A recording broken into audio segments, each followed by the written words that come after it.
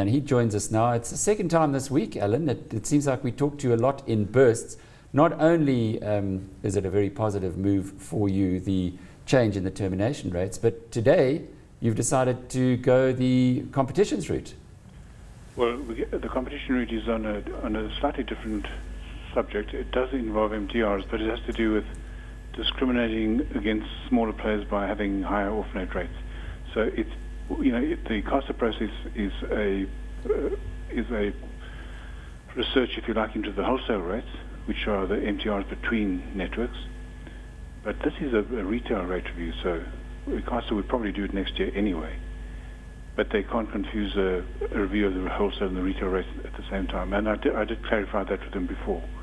So, and their answer to me was, at the briefing, it was a public question. The public answer was some words to the effect that they do think it's a problem.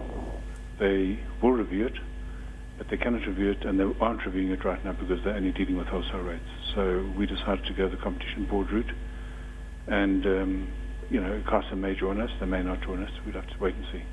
What exactly is it that your case is going to rest on? Well, when you have a big network, when you're controlling, in the case of MTN and Vodacom, they control about 90% of the mobile market revenues in the country. So when you adjust your retail tariffs in such a way that you discourage your customers from calling other customers and other networks, you kind of force other networks to stay small and stop them from gaining the scale they need to be sustainable. So what a lot of countries are now saying, and this is quite a common practice, and has been a common practice around the world, but what regulators are starting to say now is small players cannot survive in that kind of environment, and dominant players cannot discriminate between their on-net rates and their off-net rates. So in most cases, they're not telling them what they can charge, they're just saying, make sure they're the same, so that you don't discriminate and you don't prevent competition from taking place. We've got Nadim Mohammed in studio with us, Alan. He's with First Avenue, and he wrote a very insightful report towards the end of last year, where he was talking about the smoke and mirrors that were being used by your competitors in not allowing a voice minute, which I guess is your commoditized issue, to be compared. These developments that we're talking about now, will that make it easier for consumers to actually compare like with like? So, I guess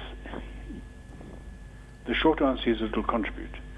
But I think what you're mainly talking about is, how transparent are tariffs? Well, in the early days of mobile, and actually fixed line too, if I remember correctly, people were charged for the first minute whether they used the first minute or not. And then they were charged and that's how it went on. And after a while, they were charged for the first minute, and then for the second half a minute, and so on and so forth. And people got confused in what they were actually paying. So if someone would advertise a rate of, let's say, R1.20, but if it's on a per minute basis and not a per second basis, the unitization or the breakage out of that, you make a lot more money than R1.20. So that is a confusing thing for consumers, and it's something that telcos around the world have been using for decades. Part of our strategy was to take that confusion away and to give the consumer, a look through the tariff. And the only way you can do that is to charge on a per second basis. So if you make a 1 second call, you pay for 1 second.